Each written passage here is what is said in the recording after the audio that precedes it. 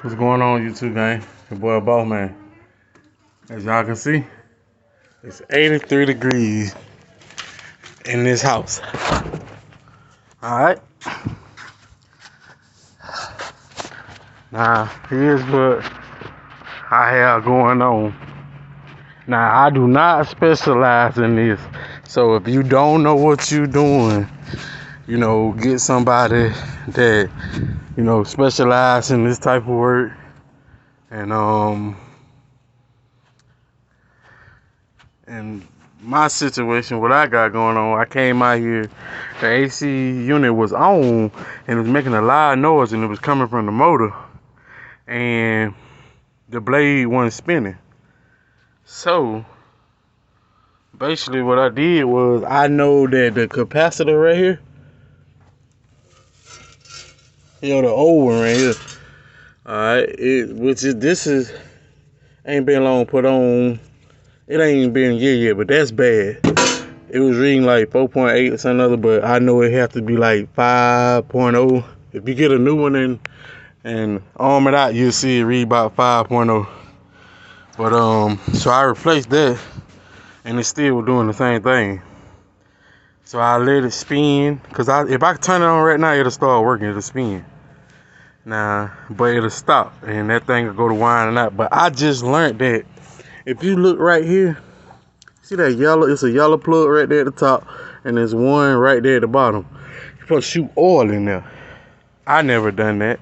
You know what I'm saying? Here, 90% of these units going out, and that's because don't nobody shoot no oil in that fan blade motor. Man, the thing fill up with water. Another thing too, a lot of techs will come out and put them on, and they don't pull that. It's a plug up on it. I'll show you. It's a plug up on the bottom of it, and basically when water gets in it, it's supposed to like drain it out. And I'm guessing that mine is capped off. If it is, I'm gonna take pictures and I'm gonna send it to the tech that actually put that on, because that's the reason why mine went out.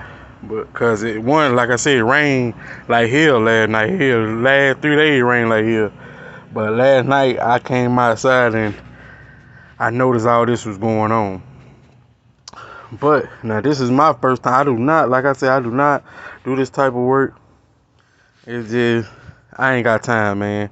Trying to file insurance with 210 and wait for somebody to come out. It's hot. I went and bought the motor, a universal motor, and I'm finna bolt this thing on. You know what I'm saying? And like I say, I'm gonna cut y'all back on. Another thing, this is a size 11. Size 11, and the nuts that held, the shoes that held on right here, I held on the cover right here, they was an 8. And I'm using, as you can see, Milwaukee. I love Milwaukee, but I'm using this angle ratchet wrench right here, and because mine is close to the house. It depends on how you will set up, but I'm using that. Like I say, just stay tuned. I'm gonna cut y'all back on in a minute. I bet y'all can see exactly how to do this.